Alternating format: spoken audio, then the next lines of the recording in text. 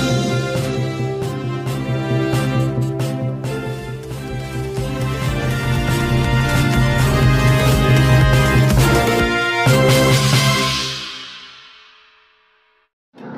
Hello నమస్తే అస్సలం వాలేకుం Saudi Telugu news YouTube ఛానల్కి స్వాగతం అండి.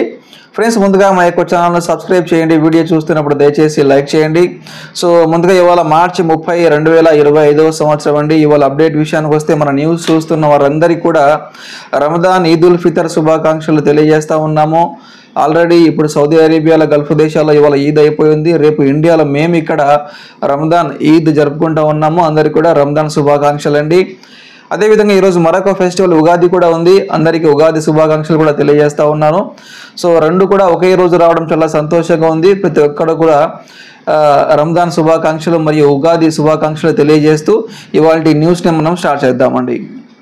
సో ముందుగా అప్డేట్ విషయానికి వస్తే సౌదీ అరేబియాకి సంబంధించి family visit visa, multiple entry 1 year వీసాలు స్టాంపింగ్ అవుతున్నాయా అని చెప్పి చాలామంది ప్రతిరోజు ఒక ఇద్దరు ముగ్గురైనా మెసేజ్ చేస్తూ ఉన్నారు. అన్న ఏంటి అప్డేట్, హాలిడేస్ వస్తూ ఉన్నాయి, ఫ్యామిలీని తీసుకెళ్ళాలి, సో మల్టిపుల్ ఎంట్రీ స్టార్టింగ్ అయిందా, మల్టిపుల్ ఎంట్రీ వీసాలు స్టాంపింగ్ అవుతున్నాయి అని చెప్పి ప్రతిరోజు మెసేజ్ చేస్తూనే ఉంటారు. బట్ ఇంకా కాలేదండి. యాజ్ ఆఫ్ నో ఎవరైతే విఎఫ్ఎస్కి వెళ్తారో అందరికీ కూడా సింగిల్ ఎంట్రీ మాత్రమే అక్కడ యాక్సెప్ట్ చేస్తూ ఉన్నారు. మీ దగ్గర మల్టిపుల్ వీసా ఉన్నప్పటికీ, మల్టిపుల్ ఇన్విటేషన్ ఉన్నప్పటికీ కూడా సింగిల్ ఎంట్రీ మాత్రమే వస్తూ ఉంది. సో మరొక అప్డేట్ ఏంటంటే సౌదీ అరేబియాలో ఇన్విటేషన్ తీసుకున్న తర్వాత మనకు అక్కడ టైం వస్తుందండి, డేస్ వస్తాయి. ఇన్ కేస్ మీరు 1 year వీసా తీసుకుంటే 360 రోజులు visa validity, 90 days duration of stay. అదే సింగిల్ ఎంట్రీ తీసుకుంటే 90 days visa validity, 30 days duration of stay మనం మెన్షన్ చేసి వస్తుందండి. బట్ ఇప్పుడు ఏమైందంటే అది కూడా రావట్లేదు, అక్కడ ఎంటీ చూపిస్తూ ఉంది. సో వీసా అయితే ఇష్యూ అయిపోయింది, ఇన్విటేషన్ మనకు వీసా నెంబర్ వచ్చేసింది. బట్ కాకపోయినా అక్కడ మనకు వ్యాలిడిటీ చూపించట్లేదు. ఇది యాక్సెప్ట్ చేస్తారా లేదా అని చెప్పి చాలామంది భయపడతా ఉన్నారు. ఇది యాక్సెప్ట్ చేస్తారండి, నో ప్రాబ్లం. సో ఇక్కడ మనకు వ్యాలిడిటీ చూపించకపోయినా కూడా యాక్సెప్ట్ చేస్తారు, విఎఫ్ఎస్కి వెళ్ళండి.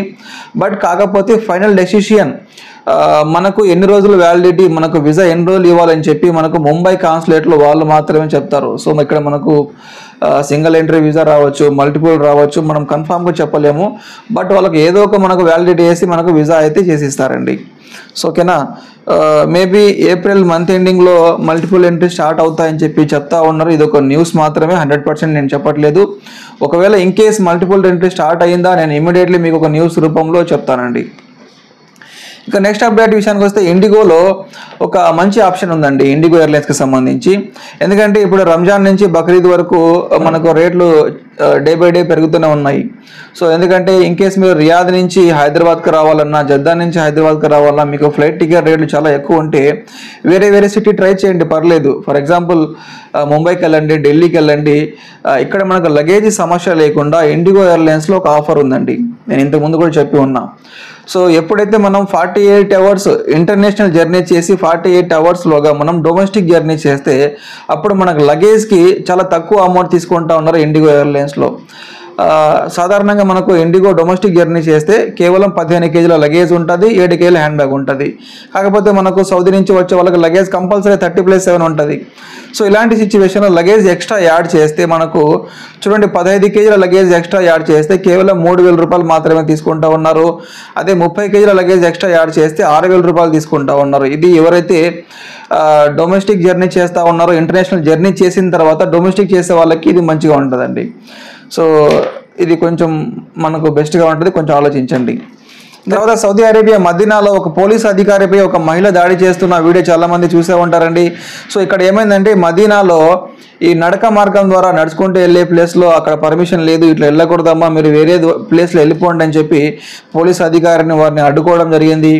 సో ఈ అడ్డుకున్న సిచ్యువేషన్లో ఆ మహిళకి ఆ పోలీస్ అధికారికి మాట జరిగింది.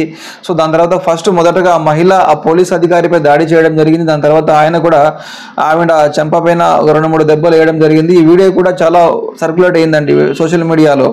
మదీనాలో పోలీస్ వాళ్ళు దురుసుగా ప్రయత్నిస్తూ ఉన్నారు, మదీనాలో పోలీస్ వాళ్ళు ఇలా ఉంటారని చెప్పి చాలా చాలామంది వీడియోస్ అనేది షేర్ చేయడం జరిగిందండి.